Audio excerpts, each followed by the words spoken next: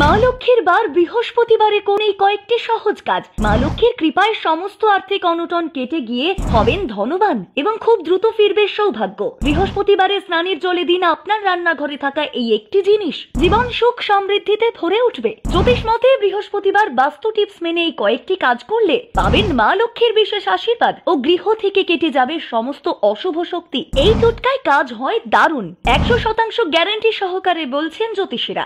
এবং শাস্ত্রে বৃহস্পতিবার দিনটির বিশেষ মাহাত্ম্য রয়েছে। এদিন মা লক্ষ্মীর আরাধনা করা হয়। জ্যোতিষশাস্ত্র মতে বৃহস্পতি হলো সবচেয়ে শুভ গ্রহ, তাই এদিন কিছু বাস্তু টিপস মেনে চলতে পারলে জীবনে কখনো আর্থিক অনটন দেখা দেয় না। নিয়ম মেনে এই কয়েকটি কাজ করতে পারলেই প্রত্যেকটি মানুষের কোষ্ঠীতে বৃহস্পতি তুঙ্গে থাকে। চলুন দেখে নেওয়া যাক বৃহস্পতিবার কোন কোন কাজ করার কথা বলেছেন বাস্তু বিশেষজ্ঞরা। 1. জলে হলুদ মিশিয়ে স্নান। গুরুদোষ কাটাতে বৃহস্পতিবার স্নানের জলে 1 চিমটে হলুদ মিশিয়ে স্নান করুন। পাশাপাশি স্নানের সময় অবশ্যই ওম নমো ভগবতে বাসুদেবায় এই মন্ত্রটি উচ্চারণ করবেন। প্রসঙ্গত হলুদ বৃহস্পতি গ্রহ এবং মা লক্ষ্মীর সঙ্গে সম্পর্কযুক্ত, তাই জলে হলুদ মিশিয়ে স্নান করলে জীবনে কখনোই আর্থিক অনটন বা অভাব লক্ষ্য করা যায় না। 2. মা লক্ষ্মীর আরাধনা। বৃহস্পতিবার সন্ধেবেলায় প্রতি গৃহস্থ বাড়িতেই মা লক্ষ্মীর আগমন হয়, তাই এদিন নিয়ম মেনে ঘট স্থাপন করে মা লক্ষ্মী এবং প্রভু নারায়ণের আরাধনা করুন। অবশ্যই মা লক্ষ্মীর পাঁচালী এবং স্তোত্র পাঠ করতে ভুলবেন না। জ্যোতিষবিদেরা বলছেন এদিন নারায়ণ পূজনের মাধ্যমে সহজেই তার পত্নী মা লক্ষ্মীকে প্রসন্ন করতে পারবেন আপনারা। 3.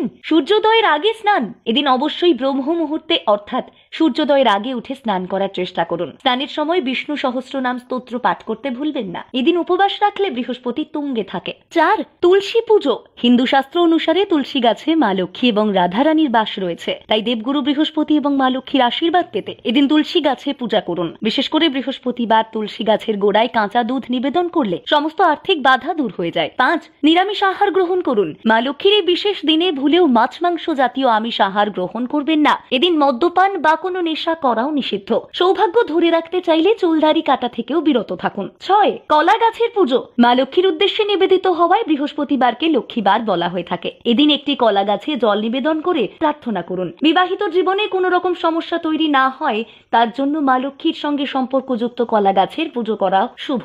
7. কাউকে ধার দেবেন না। বৃহস্পতিবার দিনটিকে লক্ষ্মীবার হিসেবে গণ্য করা হয়, তাই ভুলেও এদিন কাউকে কোনো রকমের অর্থ ধার দেবেন না। অর্থ লেনদেনের কারণে বৃহস্পতির প্রভাব দুর্বল হয়ে পড়ে, ফলে জীবনে আর্থিক অনটন এবং দারিদ্রতা লক্ষ্য করা যায়। 8. গরিবদের বিভিন্ন দান। বৃহস্পতির আশীর্বাদ পেতে এদিন গরিবদের নানা জিনিস দান করতে পারেন। শস্য ও কেশর দান করলে সৌভাগ্য ফিরে আসতে পারে। এদিন কোনো মন্দিরে গিয়ে পুজো দিয়ে দান ধ্যান করলেও অনেক উপকার পাবেন। 9. আবর্জনা পরিষ্কার করবেন না। বৃহস্পতিবার ঘরের ঝুল ও নোংরা পরিষ্কার করা বা ঘর ধোয়া উচিত নয়। বাড়ির আবর্জনা বিক্রিও এদিন এড়িয়ে চলুন। আসলে বৃহস্পতিবার বাড়ি থেকে আবর্জনা বের করলে অনেক সময় তার সাথে ইতিবাচক শক্তিও বেরিয়ে যায়। 10. হলুদ রঙের পোশাক পরিধান। বৃহস্পতি তুঙ্গে রাখতে এই দিন হলুদ রঙের পোশাক পরার চেষ্টা করুন। যদি পোশাক না থাকে তাহলে জামার পকেটে হলুদ রঙের রুমাল, টাই ইত্যাদি ব্যবহার করতে পারেন।